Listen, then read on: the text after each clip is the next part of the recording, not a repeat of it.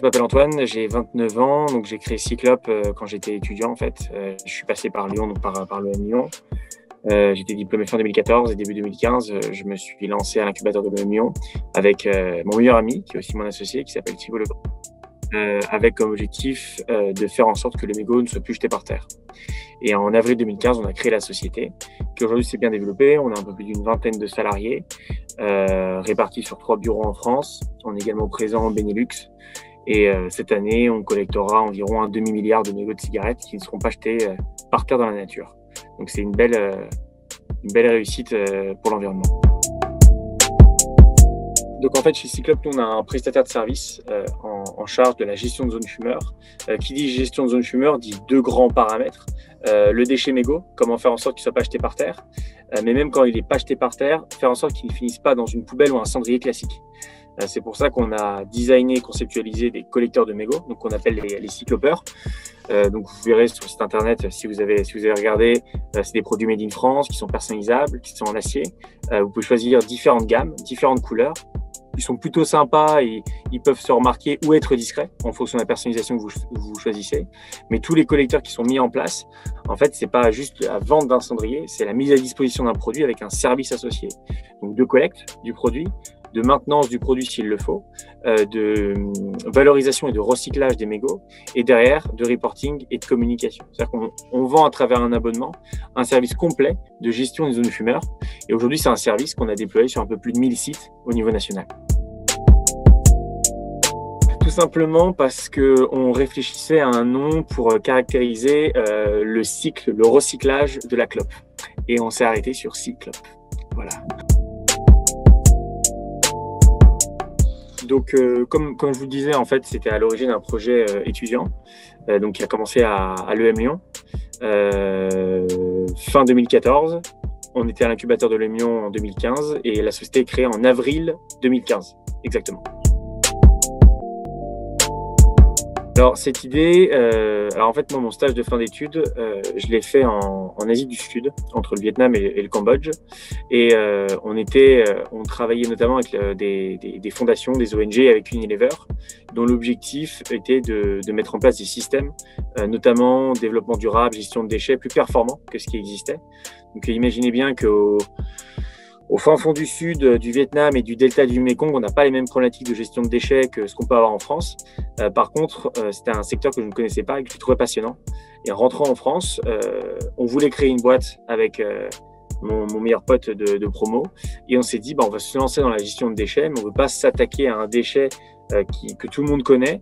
On veut s'attaquer à un déchet qui est complexe à capter, que tout le monde jette par terre, et essayer de faire en sorte de basculer les comportements. Dans mon métier, c'est de participer, je dirais, à un environnement de travail meilleur pour les entreprises. Voilà. Parce que principalement, on met nos collecteurs dans des immeubles de bureaux, des espaces tertiaires, et des collaborateurs, des visiteurs qui passent et qui viennent. Et aujourd'hui, l'environnement de travail, comme vous pouvez le voir, il est de plus en plus joli, les meubles sont de plus en plus sympas. Il faut être meilleur sur la gestion de déchets, et notamment les mégots de cigarettes. Nos collecteurs plaisent beaucoup en fait aux immeubles de bureaux. Ça sensibilise les collaborateurs. Et c'est moi, ce que je trouve génial, c'est que ça permet de faire changer le comportement des fumeurs. Ils en prennent conscience que c'est un déchet. Et derrière, en jetant tout simplement son mégot dans notre collecteur, il sera collecté, il sera recyclé.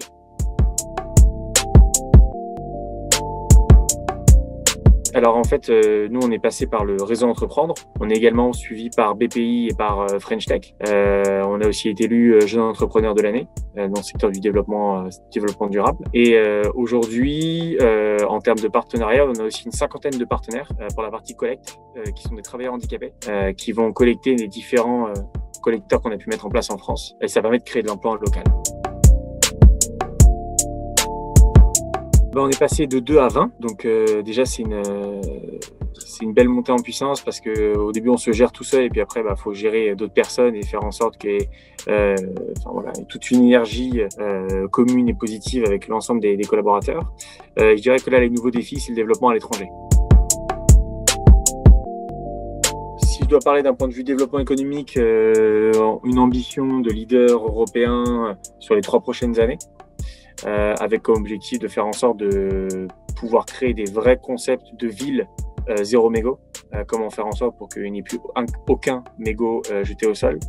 Et participer aussi, je dirais, à une notion qui est de dire le déchet n'est absolument pas vu comme quelque chose de sexy, comme quelque chose de glamour.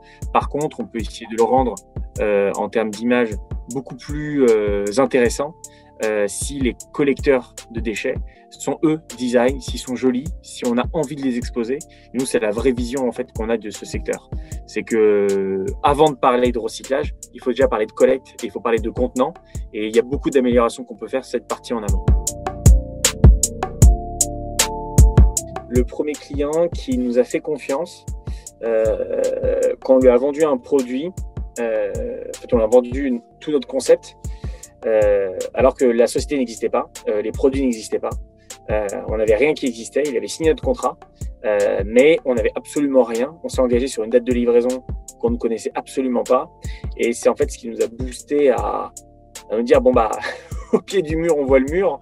Donc maintenant, il faut se bouger et il faut aller beaucoup plus vite. Il faut se débrouiller pour sortir le premier produit. Et du coup, on a tout fait en 2 mois.